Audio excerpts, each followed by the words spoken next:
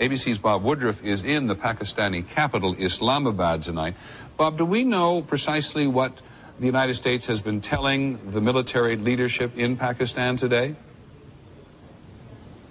We don't know precisely, Peter, but we do know that for the last 2 days there have been high-level diplomatic talks going on both in Washington and here in Islamabad regarding Pakistan's potential cooperation with the United States. You can assume that at a minimum it would be to share intelligence on Osama bin Laden's organization and possibly also to talk about military cooperation.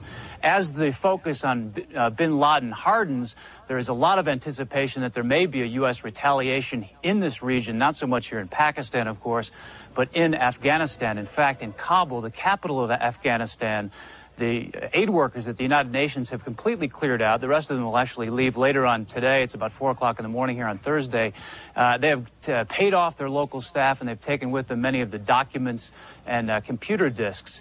Meantime, there is a lot of diplomatic ducks being put in a row here. The brand new U.S. ambassador to Pakistan will be meeting with the president of ambassador to Pakistan will be meeting with the president of Pakistan, General Pervez Musharraf, later on today, on Thursday. That's tomorrow, your time, to talk more about this cooperation. But again, the Taliban has condemned this so far, and they said there will be no talk about any kind of extradition or move against bin Laden until the U.S. comes forward with some evidence that he may actually be involved in this. Well, I think everybody agrees everywhere about that, Bob. The question is for Pakistan at the moment. It's a pretty unstable nation, and there are deep support in the country for acts of terrorism against the West in some elements of the Pakistani society. Is there any reason to think that Pakistan can be brought firmly onto the side of the United States in this? Well, there is some talk about possibly giving some extra support or aid to Pakistan to try to get that over. Also, and a very interesting thing, I talked to a government minister today in Pakistan, and he said, look, the World Trade Center was a very different kind of thing. This was a very international target. And they say that there were about 1,200 to 1,500 Pakistani nationals inside the building when it was attacked, inside those buildings.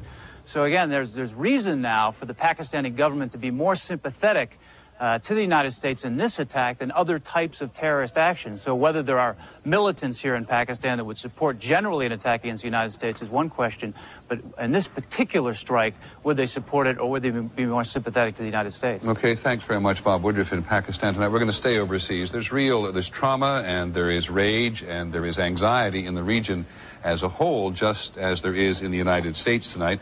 Around the world, people have been reacting in very different ways to this.